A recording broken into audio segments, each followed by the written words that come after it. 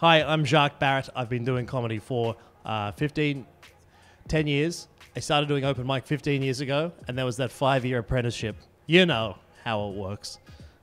So 6 years. I started working behind the bar at the Comedy Store in Sydney. I like comedy. I just wanted to kind of learn it from the ground up. Plus, I was already a bartender. So I was like, yeah, I just fucking infiltrated. And then I just used to listen. I used to go into the comedy club and pretend to serve tables. I was just muscle memory learning all the comedy techniques from all these classic fucking sick early 2000s club dogs, club comics. And then I eventually just got, I'm doing that. I tried it. I wasn't shit. Then I did it again and I fucking crushed. Then I was like, oh fuck, I got this. And I did it again and I died so fucking hard. It was horrendous. And it's still like, I get PTSD. It was that bad because I wasn't expecting it either.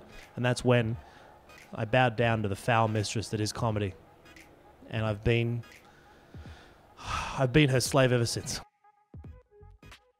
I was a bartender, bar manager, silver service wine waiter. I was in the service industry, hospitality specifically. And yeah, and now I'm still working in bars, but on my own terms. Oh, the pay. Especially at the sit-down comedy club, which is, you will think this is a joke. But your sarcasm, is way off. It's actually really good pay. Especially when you have no overheads and are like you're in and out of various low-level drug addictions. And I've got no children that I'm aware of. But if I go up another tax bracket, I'm pretty sure there's going to be quite a few kids with moustaches come out of the fucking woodwork. And I'm not really happy about that. So just keep me on this pay grade. And I think I'll continue to have a pretty good time. Night that I bombed. A night that I bombed. A night that I bombed. Gosh, we're going back to the G-Bung RSL 3 hours ago. Oh boy, did I take it square in the... No, I didn't. I crushed. I'm pretty good. I'm pretty good, especially with a working class audience. It scares me how well I can fucking adapt. I think I am. I think I'm just a working class dog who went to etiquette and deportment classes and I changed my voice, so I sound like this. Time I bombed, probably the worst time, is actually the third time I ever did stand-up comedy. Because I wasn't expecting it. I didn't know what death was. And I'd had 2 gigs in a row that were fucking great. And I was like, just like a fucking idiot. So I got this. I'm sick of this. This is my thing now. And then I just got my ass handed to me. And not because it was a hard situation. Everyone else was killing. And I just got up there, an open micer, green behind the ears, and was too cocky. And I learned a lot of lessons that night. Don't be too cocky, man. People don't like that. You might be funny as fuck, but just be humble. Because you can be humble, bite your tongue. What you're doing is the greatest scam on the planet. You get to have people validate you, your existence, and your point of view. You make them laugh, they give you money. You work 45 minutes to an hour a night maximum. Shut your fucking mouth. I'm yelling, I'm so sorry. Turn the volume down on that last thing I yelled. Patton Oswalt, American, did the voice of the rat in Ratatouille, and that's his only clean work. The rest of it is super dark. Patton Oswalt, I recommend. Oh, PC is the bloody... Oh, it's killing comedy. If you think comedy can be killed by PC culture, you have no fucking faith in comedy whatsoever. And you're an imposter if you're doing it. It's not the death of comedy. It's not killing comedy. It's killing your style of comedy. And you're a fucking dinosaur unwilling to adapt. Find another way to get your point across. Do it subtly.